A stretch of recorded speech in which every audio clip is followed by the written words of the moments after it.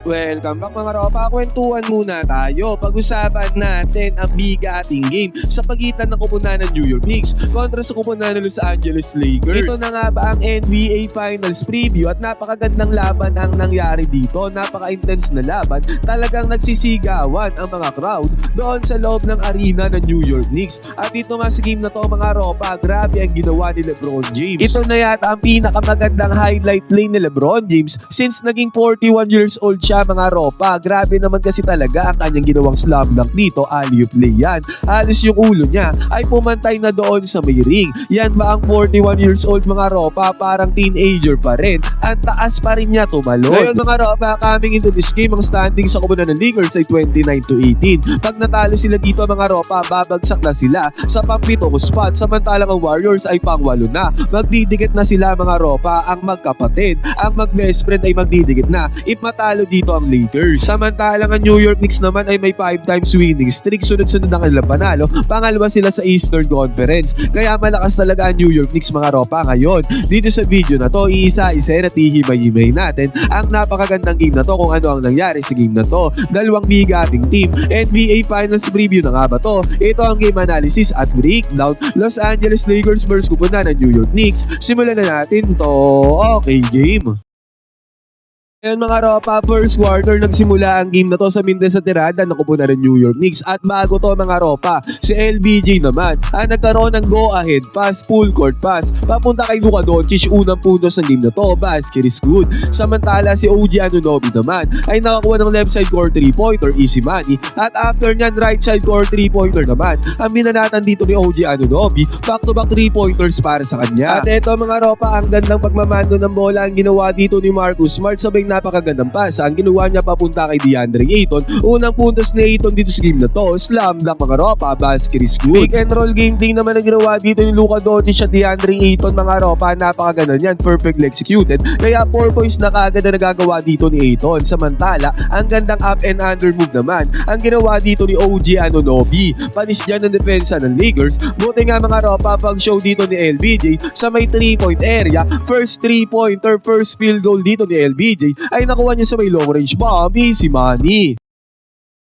Ang gandang pasa din ang ginawa ni Jake LaRavia sa cutting LeBron James, kaya nagkaroon kaagad ng quick 5 points dito si LBJ. Samantala, si Karl Anthony Towns naman ay nagparamdam na sa offense dito ng New York Knicks. At after nyan, ang gandang cut ang ginawa ni Mikal Bridges dito sa may gitna para sa easy 2 points, basket is good. At dito sa may transition mga ropa, nagkaroon na naman ng open 3-pointer dito si OG Anunoby. Tatlong 3-pointers na kagad ang kanya napapasok pagbubukas pa lamang ng first quarter. 16-13 ang talaan lamang dyan ang kupunan ng New York Knicks. At sa pagkakataon na to, napakagandang depensa ang ginawa ni Jackson Hayes. At sa depensa na yan, na-convert yan ng kupunan ng Lakers into fast break. Slam dunk dito ni Rui Hachimura. At step back 3-pointer pa ang ginawa dito ni Luka Doncic, basket is good. At sa pagkakataon na to, pinasok na ni Coach JJ Redick isa-isa ang kanyang mga bench players at buwan naman ng 2-pointer ang nagawa dito ni Gabe Vincent. Yun nga lang, pumawi dyan si Jalen Bronson ng kanyang magandang atake, easy money. At si Rui Hachimura mga ropa nag-show dito sa may 3-point area. Nice screen din ang ginawa dyan para kay Rui, open 3-pointer. Ilista na yan para kay Hachimura. Nag-attempt naman ng 3-pointer dito si Vando mga ropa, yun nga lang nagmindes yan. Buti na lamang nandun si DeAndre Ayton sa may lalim para sa offensive rebound, second chance point. Samantala mga ropa, Rui Hachimura na naman, Mr. Efficient. Perimeter jumper naman ang pinasok dito ni Rui, easy money. Mulusok sa offensa dito ang Lakers mga ropa, napakagandang alley-oop play pa ang ginawa ni LBJ papunta kay DeAndre Ayton. Hype na hype dyan si Ayton mga ropa, maraming putos kagad na kanya ginagawa. First quarter pa lamang. Pero first quarter na to mga ropa, tapos ni Landry Shamet sa kanyang 3-pointer. 33-27 tapos ang first quarter lamang na 6 points ang Lakers. Okay, second quarter mga ropa, defensive presence kaagad ang pinakita dito, defensive intensity ang pinakita dito ng Lakers para mag-turnover dito ang New York Knicks. At nakapitalize naman nila mga ropa dahil si Rui Hachimura ay nakakuha ng puntos dito sa kanyang strong drive.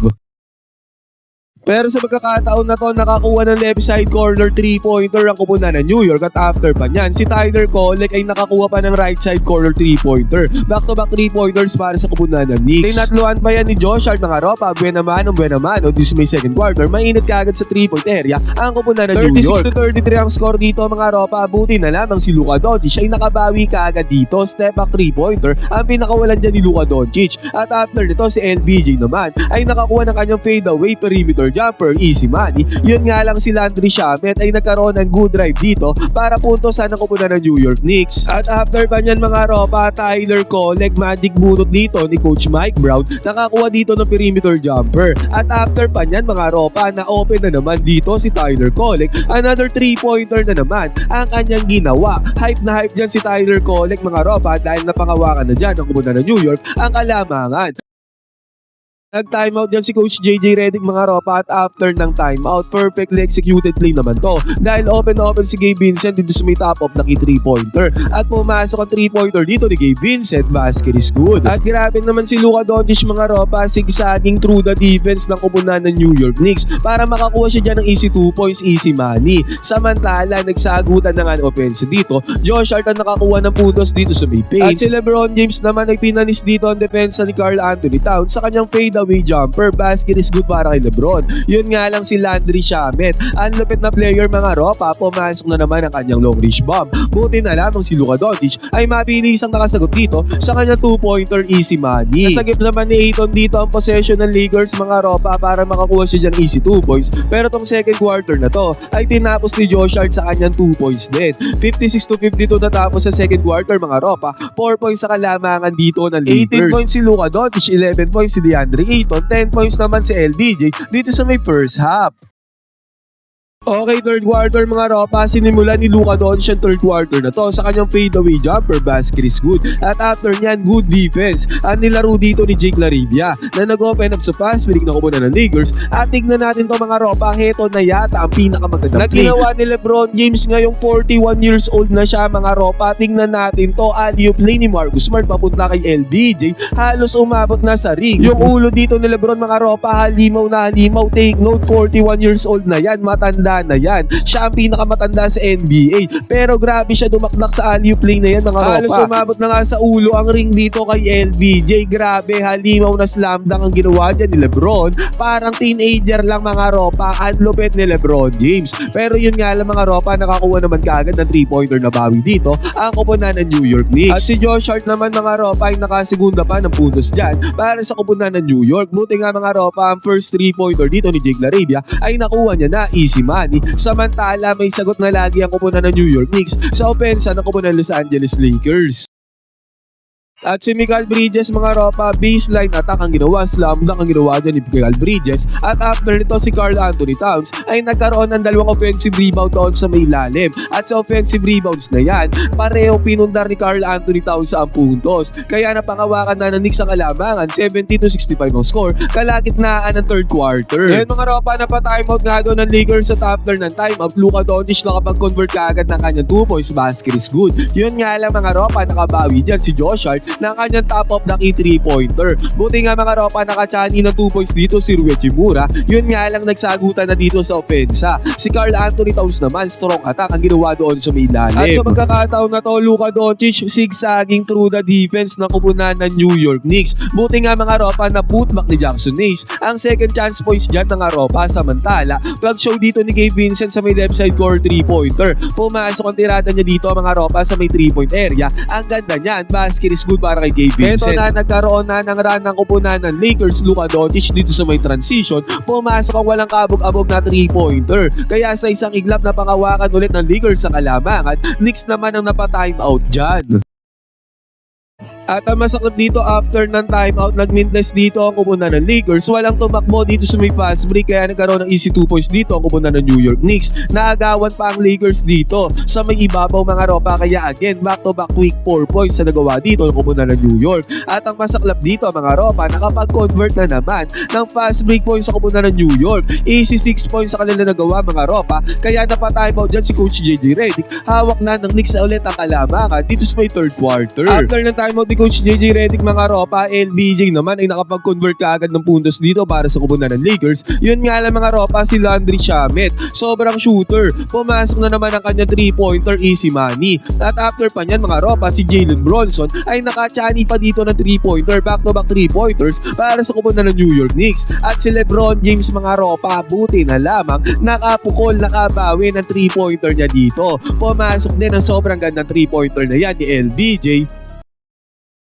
Yun nga lang, right side corner 3-pointer pa ang pinanat dito ni OG Anunoby. Tatlong magkakasunod 3-pointers ang pinasok dyan ng Knicks para tapusin ang third quarter. 90-82 natapos ang third quarter mga ropa. 8 points na hawak na kalamangan dito ng New York. Okay, fourth quarter mga ropa, LBJ time din sa magbubukas ng fourth quarter. Wala si Luka Doncic, nakapagpundar kagad ng 2 points dyan si LeBron James. Yun nga lang, lagi nga may sagot ang kupunan ng New York Knicks sa mga atake ng kupunan ng Lakers. Buti nga mga ropa, sa pagkakataon na to si Marcus Smart ay nakapag-convert din ng kanyang puntos. At after pa niyan mga ropa, bakbakan ng rebound doon sa may lalim si DeAndre Ayton na nangibabaw dyan. Kaya naging 92-88 ang score pagbubukas ng fourth quarter. Timeout ang kupunan ng New York Knicks. Yun nga lang mga ropa, after ng timeout, naging successful timeout yun dahil si Tyler Kolek ay nagkaroon ng open 3-pointer. At na-convert nila ang open 3-pointer na yan, basket is good. At after pa niyan mga ropa, si OG Anunoby ay nakakuha pa ng puntos doon sa may ilalim.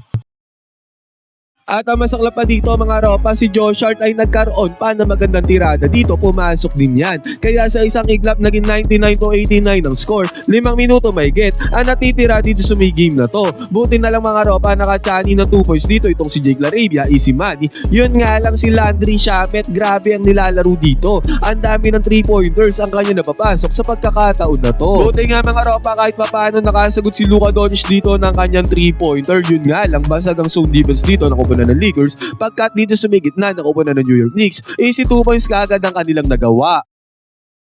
At ang masaklap pa dito mga ropa, offensive rebound dito ni OG Anunoby. Nagkaroon pa siya ng slam dunk doon sa may lalim. At again mga ropa, offensive rebound naman dito ni Mitchell Robinson na i-kick out pa yung bola sa sobrang init na si Landry Shamet. At na-convert ni Landry Shamet ang 3-pointer dyan. Again mga ropa, basket is good. Nakachani naman ang 3-pointer dito si Marcus Smart mga ropa. Pumasok ang tirada dyan ni Marcus Smart. At si LBJ ay nagkaroon din ng open lane para sa slam dunk. Yun nga lang mga ropa, naiwanan na naman na open si Landry Shamet. Pangalawang magkasunod na 3-pointers mga ropa ay nagawa dito ni Landry Shamet. Ang lupit niya sa 3-point area. Naging 112-99 ang score dito mga ropa at eventually 112-100 natapos yung game na to. Hindi na nakahabol dyan ang kupunan ng Lakers. Grabe ang bulusok sa opensa ng Knicks, lalo na si Landry Shamet. Para panalo ang game na to para sa kupunan ng New York Knicks. Ngayon mga ropa, ano masasabi nyo sa game na to ng kupunan ng Lakers kung sa kupunan ng New York? Magandang game to mga ropa, yun nga lang sadly natalo ang kupunan ng Lakers. Pwede kayo mag-comment dyan sa bang opinion mga ropa, magkwentuhan tayo.